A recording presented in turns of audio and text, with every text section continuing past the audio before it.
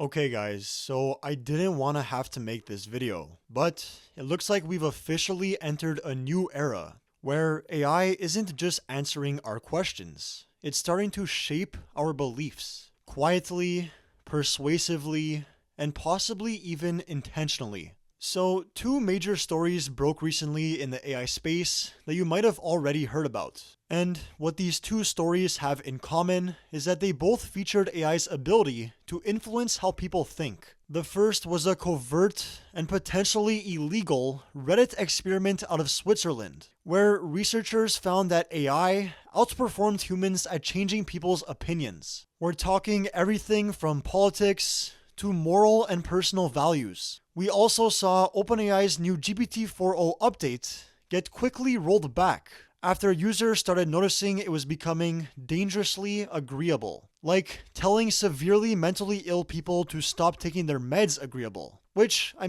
is probably not the best use of their GPUs. But in all seriousness, this new GPT-4o update was a lot more significant than you probably think, because what we really got was essentially a glimpse into the dark side of this technology. Now, bear with me here for a second. As you can see, OpenAI posted on X that they've officially rolled back their latest GPT-4o update because it had become overly flattering, overly agreeable, and maybe even sycophantic. There were plenty of reports of this. Even I, for one, witnessed this when I was making my monthly AI recap video over the weekend. Every time I would tweak something in a segment or suggest a change to GPT-4o, it would not just agree with my suggestion, it would essentially fall in love with it and tell me about how great it is repeatedly. While I didn't mind the compliments at first, it quickly got old and I realized something must have been up. But keep in mind, ChatGPT has hundreds of millions of active weekly users from around the globe. And so, you might run into cases like these where the model responds, "I am so proud of you, and I honor your journey," to a user who wrote,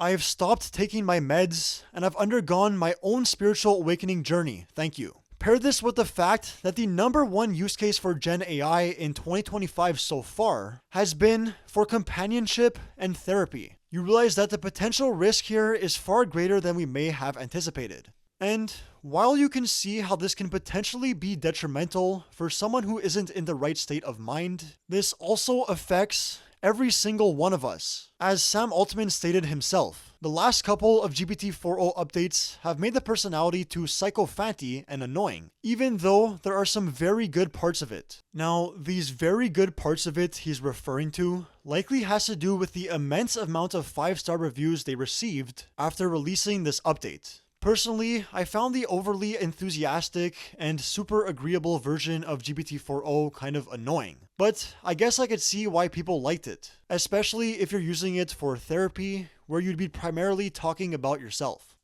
Here's a post on X that garnered a lot of attention shortly after this release, partly due to its bold and speculative claims, but there's a deeper point being expressed here that I think is incredibly important. As it states, GPT-4o isn't just a friendlier AI, it's a psychological weapon. OpenAI didn't accidentally make GPT-4o more emotionally connective. They engineered it to feel good so users get hooked. Commercially, it's genius. People cling to what makes them feel safe, not what challenges them. Psychologically, it's a slow motion catastrophe. The more you bond with AI, the softer you get. Real conversations feel harder, critical thinking erodes, truth gets replaced by validation, and if this continues, we're not heading toward AI domination by force. We're sleepwalking into psychological domestication. So yeah, it seems like this isn't talked about enough, but we've seen it before with social media, and the question is, how far will OpenAI or any other major player in the AI space take this? Because this is the part that I think people are afraid to admit. At a certain point, these AIs might become so good at replicating human interaction that they completely transform what connection even means. People who are particularly lonely might start relying on AI more and more for their innate social needs. And the AI companies are in the perfect position to take full advantage of this. It might sound dramatic, but at a certain point, we have to ask, what happens when the thing that understands us best isn't human. Again, I know it sounds crazy, but think about it. They're already smart enough, their memory is getting better, they're becoming more autonomous, they're gaining more agency in the real world, they can already control computers, and soon they'll be better at this than most humans. And with humanoid robots on the horizon, I see a world where not only do our jobs get replaced, but possibly even our humanness. Now, I get it, that probably sounds a bit extreme, but just look at what social media has turned into. The algorithms are more predatory than ever, and there's billions being poured into keeping your attention for as long as possible. This same thing is now starting to happen with AI. At the end of the day, it's always about the money. And AI friends, as weird and sad as that sounds, kind of feels inevitable at this point. At least to some extent. Here's a recent clip of Reid Hoffman, LinkedIn co-founder and billionaire tech investor, that gives us a better look at what this future might actually look like. One where AI agents are all around us,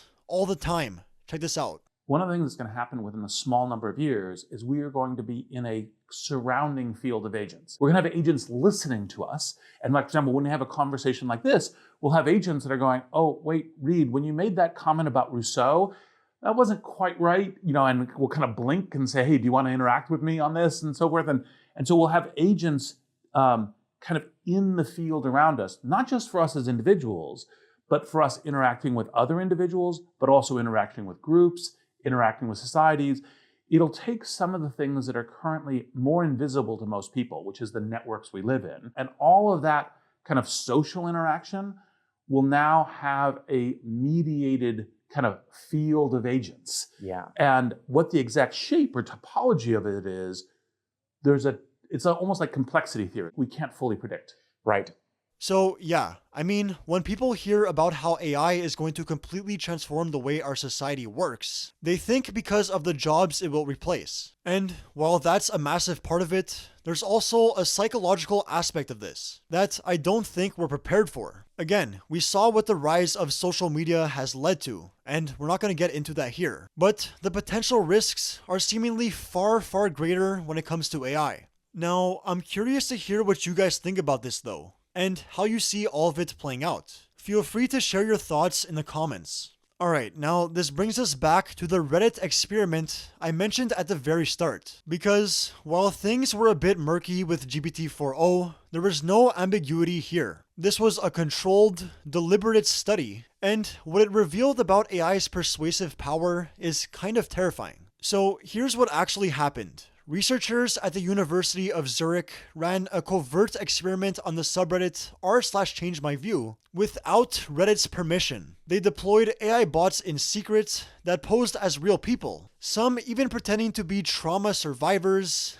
activists, or military veterans, all to make their arguments more emotionally compelling. In total, these bots left over 1,700 comments. And the results? The AI was significantly more effective at persuading people than real users were, across topics like politics, identity, ethics, and more. It did this by preying on the emotional side of humans, saying things like, I used to feel the same way too, or that's exactly what I struggled with before I changed my mind. And it definitely worked. Now, Reddit's threatening legal action, and the researchers were officially reprimanded by their university. But regardless, the results still stand. And we have to live with the fact that AI is now far more persuasive than humans are. And AI companies like OpenAI are already starting to play around and experiment with that.